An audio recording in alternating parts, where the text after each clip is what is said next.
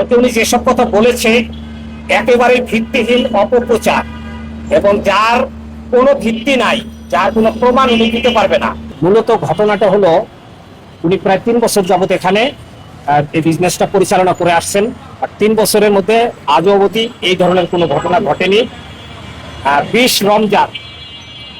রমজানের শেষ দিন দুপুরবেলা উনি ফেসবুকে, উনার ভেরিফাইড ফেসবুকে প্রমোশনাল একটা অফার দেয়। অফারটা ছিল এইরকম যে 2টা পাঞ্জাবি কিনলে 2টা ফ্রি, আর বৃষ্টিতে রিক্সায় আসলে রিক্সা ভাড়া, আর যারা বাইকার মোটরসাইকেল চালক তাদেরকে অতিরিক্ত আরো 950 টাকা দামের একটি অ্যারাবিয়ান অয়েল ফ্রি দেওয়া হবে।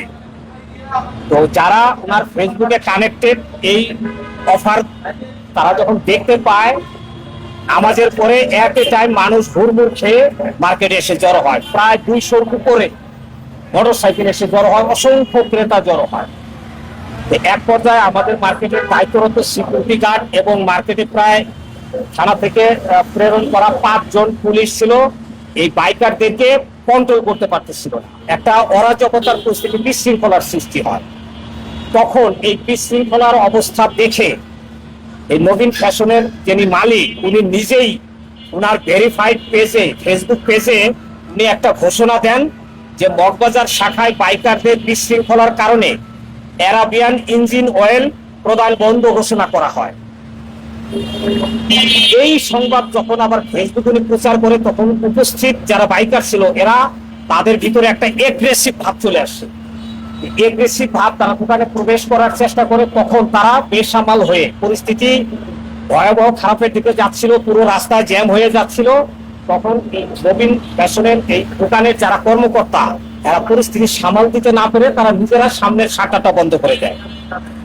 সামনের শাটারটা বন্ধ করার পরে উপস্থিত ক্রেতা এবং বাইকাররা পিছনের গেট দিয়া, পিছনে আরেকটা গেট রয়েছে, ওই গেট দিয়ে ঢোকার চেষ্টা করে।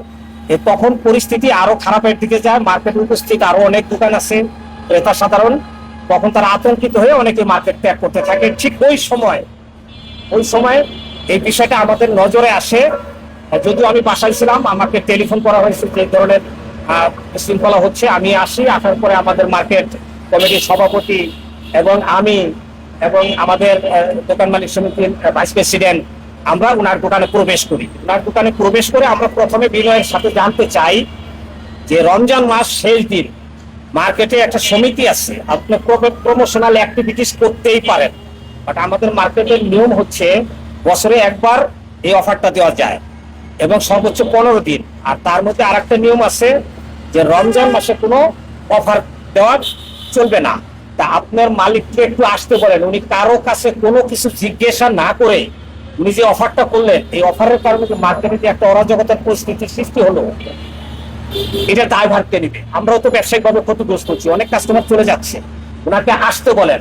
এবং আরো বলা হলো যে আপনি 2টার এগেনস্টে 2টা ফ্রি দিচ্ছেন, আবার ইঞ্জিন অয়েল, মোবিল ফ্রি দিচ্ছেন। এই কারণে বেশি অরাজকতাটা বেশি সৃষ্টি হয়েছে। আচ্ছা, মোবিল বিক্রি করার জন্য তো লাইসেন্স লাগে, আপনার কি এরকম লাইসেন্স আছে? এটা কি মোবিলের মার্কেট নাকি কাপড় চোপড়ের মার্কেট? এইভাবে কথাবার্তা হয়। এরপর আমরা দোকান থেকে বের হয়ে যাই। এই মুহূর্ত পর্যন্ত উনি আমাদের মার্কেট সমিতি মালিক কিংবা আমি দোকান মালিক সমিতির সেক্রেটারি আমার সাথে যোগাযোগ করে নাই। এই বিষয়টাই আমরা ওনাকে চিঠি আকারে লিখছি যে আপনি মার্কেটে আসেন, এসে আপনি আমার সাথে বসেন, উদ্ভূত সমস্যার সমাধান আমরা করি। ঘটনা ঘটেছিল, তো উনি আজ অবধি আসে নাই। গতকালকে হঠাৎ করে দেখলাম উনি আবার একটা সাংবাদিক সম্মেলন করে নানা প্রকারের অপপ্রচার, কালকে উনি যেসব কথা বলেছে একেবারে ভিত্তিহীন অপপ্রচার, এবং যার কোনো ভিত্তি নাই, যার কোনো প্রমাণ উনি দিতে পারবে না।